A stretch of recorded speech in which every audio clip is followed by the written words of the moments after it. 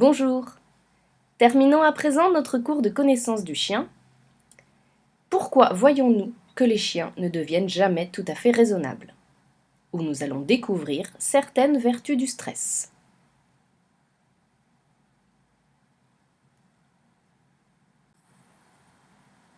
Vie de loup, vie de chien.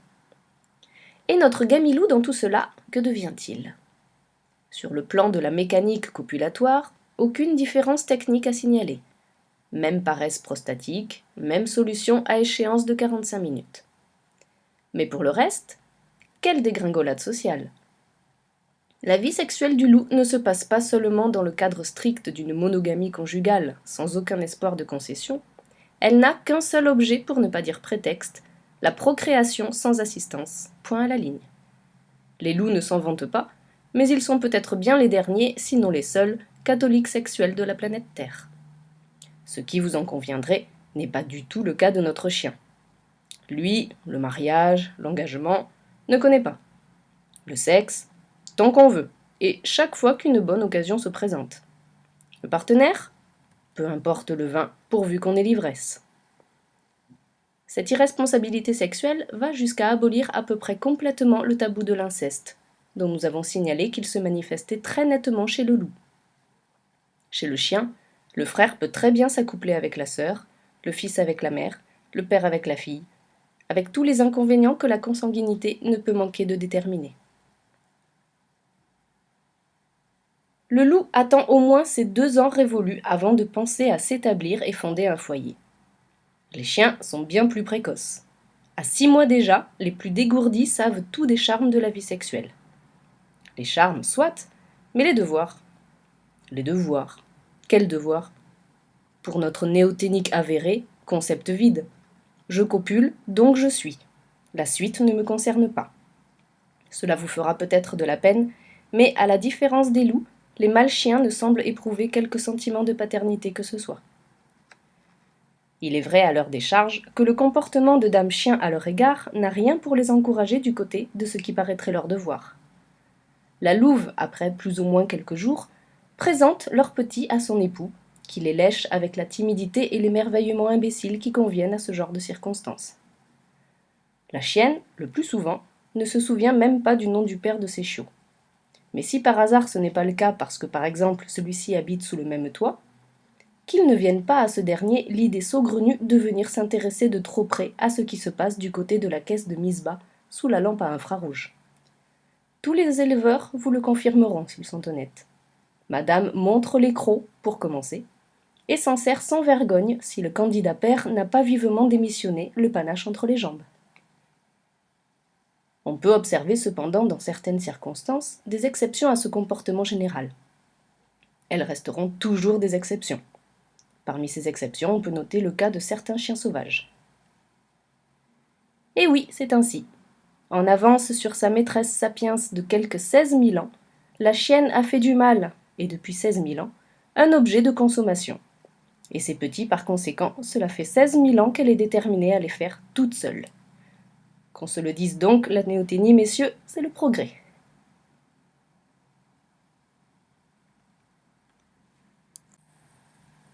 Une chienne sans mâle ou une illusion d'optique? Des petits toutes seules? Pas si sûr. Le père biologique est sans doute invité dans la majorité des cas à passer au large, mais l'humain éleveur a lui tous les droits. Admirer la portée, toucher les petits, les prendre même sous le ventre de leur mère. Dans l'immense majorité des cas, tout, absolument tout lui semble permis. Au pire, la chienne ne semble pas s'inquiéter, au mieux, elle paraît fière de montrer ses bébés. Quand il s'agit de ses enfants, c'est clair, la chienne a pour l'éleveur les yeux de la louve pour le loup. Ce n'est pas seulement que la chienne supporte la présence de l'éleveur, il semble même qu'elle la recherche. En tout cas, que cette présence la rassure, c'est l'évidence. Elle l'a rassurée même s'il s'est agi d'une présence de principe, une présence un peu lointaine au moment de la mise bas, et c'est tout particulièrement évident dans le cas des primipares. Elle continue d'apparaître bénéfique tout au long de la période d'élevage des chiots. Bien entendu, cette règle n'a rien d'absolu. Elle nécessite pour s'exprimer un comportement à son tour adapté de la part de l'éleveur. À propos, est-il besoin de rappeler qu'une primipare est une femelle qui mébat pour la première fois. Ce terme peut d'ailleurs s'appliquer tout aussi bien à notre espèce. Nous avons vu comment l'élevage, puis l'éducation des louveteaux étaient pris en charge par la meute considérée dans son ensemble, éducation qui mène ceux-ci aux portes et même au-delà de leur futur métier de chasseur.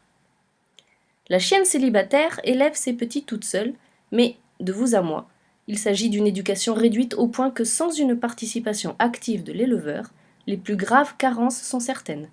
Nous reviendrons en détail sur ce point fondamental. Mais d'ores et déjà, retenez ceci. Ce que la mère apprend à ses chiots se révèle strictement insuffisant, même pour un développement normal du cerveau. L'intervention plus ou moins consciente de l'éleveur se révèle strictement indispensable. Pour l'instant, retenons que le chien, quand il a choisi de vivre sous le voisinage protecteur de l'homme, semble bien avoir définitivement abdiqué l'ambition du loup à devenir un jour chef de meute, ou plus exactement, qu'il a transféré à notre espèce ce rôle essentiel de son organisation sociale.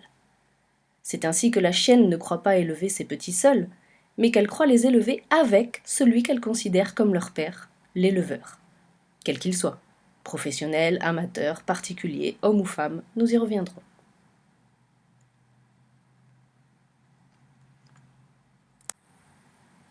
La néoténie, un choix-sélection de l'homme. Les animaux domestiques ne deviennent donc jamais tout à fait des grandes personnes. Est-ce une situation choisie, voulue par l'homme? De nombreux auteurs l'ont défendu. Nous préférerions les individus juvéniles qui nous rappellent les bébés, et, plus ou moins consciemment, nous sélectionnerions les adultes qui ont tendance à se rapprocher de cette image mentale. Pour le cas du chien, ce modèle n'est pas satisfaisant, puisque nous l'avons vu, le commencement de la liaison est une initiative du chien, et non de l'homme. Faut-il penser alors que, par sa seule présence, l'homme est une sorte de pouvoir empêchant les animaux qui ont choisi de vivre près de lui d'atteindre leur complète maturité? Aussi incroyable que cela puisse paraître, la réponse est oui. L'expérience a été faite d'élever des renards sauvages dans un espace clos, les laissant libres de se reproduire, l'éleveur n'intervenant que pour les nourrir et les soigner. À partir d'un certain nombre de générations, on a observé de profondes modifications chez les animaux élevés. Certaines peuvent s'expliquer facilement, comme la familiarité dont les animaux finissent par faire preuve avec notre espèce. D'autres sont plus surprenantes. C'est ainsi que les adultes finissent par perdre leur couleur, voire une partie de leur pelage. Les queues restent portées hautes, les oreilles ne se redressent pas. Ces nouveaux renards étaient incontestablement des animaux néoténiques.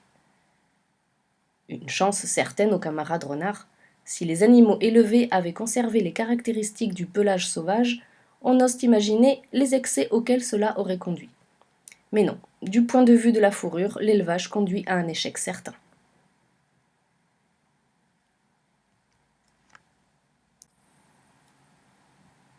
Arrêtons-nous quelques instants sur un point particulier, celui de la perte ou de la diminution de la coloration des fourrures. On sait que chez tous les animaux, la couleur du poil est le résultat de l'oxydation plus ou moins prononcée d'une même substance, la mélanine. Or, les renards aux robes plus claires présentaient un déficit en mélanine. Et par ailleurs, les biologistes ont démontré qu'il existe un rapport entre la production de la mélanine et le niveau de stress auquel est soumis l'individu. L'explication semble aveuglante. Les renards élevés, nourris, protégés vivent dans un état de stress minimum, et ce déficit de stress entraîne un déficit de mélanine. En réalité, le stress intervient, mais de manière indirecte par la sécrétion d'adrénaline dans l'organisme. Or, on observe qu'il y a bien liaison entre sécrétion d'adrénaline, conséquence d'une exposition au stress, et production de mélanine. L'intuition conduit à penser, en l'absence de preuves plus avérées, que ce qui vaut pour la couleur vaut pour les autres caractéristiques de développement. En dehors d'un environnement de stress, la croissance des individus a tendance à se ralentir, voire à ne jamais s'achever complètement. Voilà qui ouvre des abîmes de réflexion, et notamment sur le rôle du stress dans nos vies quotidiennes. Que serions-nous, que serons-nous, que sommes-nous devenus dans un univers déstressé? Vous serez donc certainement surpris de l'apprendre, Au contraire de ce qui est souvent imaginé par le grand public, une certaine quantité de stress est absolument nécessaire au développement et au maintien de la forme optimale des individus. En ce qui concerne le chien, peu importe par conséquent que nous accordions ou non une préférence aux animaux néoténiques. Cette néoténie se construit d'elle-même, en dehors de notre volonté, par le seul mécanisme de l'environnement sécurisé que nous apportons à nos compagnons.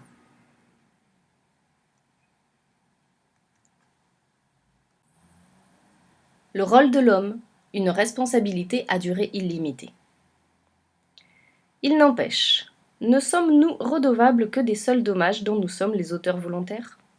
À l'évidence, non. La réparation s'applique tout autant aux dommages involontaires. L'espèce canine a perdu ses adultes, ou plus exactement, elle a transféré à notre espèce les rôles joués par les éléments adultes dont elle est désormais infirme. Voilà qui confère à notre espèce, vous en conviendrez, une singulière responsabilité. D'autant plus, et je vais peut-être achever de vous désespérer, cette responsabilité est définitive, illimitée. Supposons un instant qu'un jour les hommes finissent par ne plus supporter les chiens et les renvoient tous à la nature. Ou encore qu'un accident quelconque, une épidémie fasse par exemple, en quelques années, disparaître notre espèce de la surface de la Terre. Les chiens se retrouveraient seuls et n'auraient d'autre solution que de se débrouiller sans nous. Un bon nombre n'y survivrait pas, mais certains, soyez-en sûrs, y parviendraient. Combien de générations faudrait-il pour que ces chiens redeviennent des loups à part entière, avec notamment un coefficient d'encéphalisation de loup? Eh bien, nous connaissons la réponse à cette question. Des chiens sans maître, il en a toujours existé de par le monde, avec aujourd'hui un cas d'école à grande échelle, celui des dingos d'Australie. Le dingo s'organise en meute. Il mène une sorte de vie sociale, mais pour autant, le biologiste est formel. Tout sauvage qu'il soit redevenu, le dingo reste bel et bien néoténique. Son cerveau reste celui d'un chien. Même avec le retour à la vie sauvage, et après de très nombreuses générations, le coefficient d'encéphalisation ne s'améliore pas. Le rapport du volume du cerveau avec le poids de l'animal reste définitivement inférieur de 40%. Ce qui semble avoir disparu, c'est le gène responsable d'une sorte d'aboutissement de la croissance. La transformation néoténique est bel et bien irréversible. Et voilà pourquoi nous pouvons parler du caractère illimité de la responsabilité, même involontaire, de l'espèce humaine.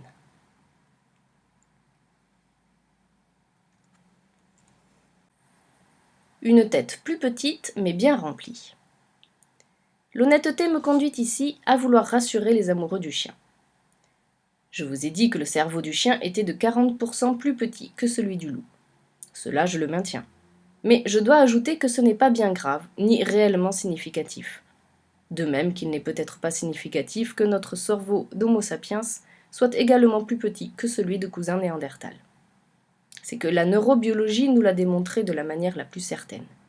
Ce qui fait ce que par commodité nous appellerons à l'intelligence, ne dépend pas de la taille des cerveaux, ni même du nombre des neurones que ces cerveaux contiennent, mais uniquement de la quantité ou du nombre de connexions qui se sont établies entre ces neurones, les synapses. À quel moment ces synapses se construisent-elles? En fait, les découvertes de la neuroplasticité ont démontré à la surprise générale qu'il n'y avait pas d'âge limite pour cela. Il n'empêche, il est tout à fait certain que la période de socialisation est une période d'intense activité de connexion. Or, nous l'avons dit, et malgré les réserves qu'il convient de faire dans ce domaine à toute affirmation péremptoire, il est raisonnable de penser que la période de socialisation chez le chien, mieux protégé contre les agressions du stress, est plus longue, voire nettement plus longue que celle du loup. Dit autrement, un cerveau plus petit ne constitue pas en soi un handicap. Le handicap serait un cerveau qui n'aurait pas été assez stimulé. On notera d'ailleurs que les chiens redevenus sauvages, à moins qu'il ne s'agisse d'animaux qui n'aient jamais cessé complètement de l'être, développent des capacités d'organisation et de collaboration pour des actions de chasse en groupe tout à fait comparables à celles montrées par le loup. De même, chacun le sait, le chien démontre des capacités intellectuelles largement équivalentes et peut-être dans certains cas largement supérieures à tout ce qu'on a pu observer ou imaginer chez le loup.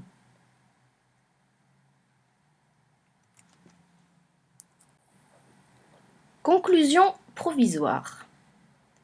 Le chien reste un loup, et l'ordre naturel des choses pour le loup est de vivre dans le cadre d'un rapport social chef de famille, animal féal. Rappelons le sens du mot féal, fidèle, dévoué, loyal. Féal, c'est bien consciemment que nous choisissons ce terme. Le loup n'est pas un être soumis comme nous voudrions le croire. C'est un être qui choisit de se mettre en quelque sorte librement au service d'un autre, par intérêt bien sûr, mais aussi par amitié, voire par affection. Le destin féal du loup est provisoire. Le loup féal n'est en rien prisonnier. Il a certainement le sentiment d'un acte volontaire auquel il mettra fin tôt ou tard, et quand bon lui semblera. Nous disons que le destin féal du loup est provisoire parce que nous savons que tôt ou tard, du moins en principe, le jeune quittera sa famille pour fonder la sienne. Loup, le chien a définitivement renoncé à le devenir complètement, déléguant à notre espèce la fonction sociale de chef de famille. Bien entendu, certains objecteront que le chien n'a pas eu conscience de ce renoncement, ou qu'il ne l'a pas effectué de manière volontaire. C'est exact, mais le résultat n'en est pas moins le même. Quand le chef de famille est trouvé, le chien s'apaise. Croit-il encore que cette situation sera provisoire? Qu'un jour il grandira et se mettra à son compte? Nous verrons, mais plus tard, que la question n'est pas absurde. Pour le moment, cette question n'est pas posée. Ce que veut le chien, c'est un chef, un guide, un entraîneur, peut-être même un protecteur, et tant qu'il ne l'aura pas trouvé, le monde lui paraîtra semé d'embûches, dangereux, incertain, menaçant. Et voilà pourquoi madame, votre chien peut-être, tire-t-il frénétiquement sur sa laisse, halète dans les lieux publics, s'énerve avec frénésie sur vos rideaux ou vos moquettes, et aboie le voisin et le facteur. Tout cela pendant que le mien, peut-être, est resté bien sage à dormir à mes pieds. J'y reviendrai plus longuement. Dans la plupart des cas, le chien tire sur sa laisse parce qu'il a l'impression que celui qui tient la laisse ne sait pas lui-même où il veut aller. Cela est si vrai, et nous y reviendrons, que la manière la plus simple d'apprendre à un chien à marcher sans tirer est de le persuader que précisément nous savons parfaitement où nous allons. Les dés sont jetés. Du point de vue du chien, en tout cas, l'espèce humaine ne peut pas démissionner.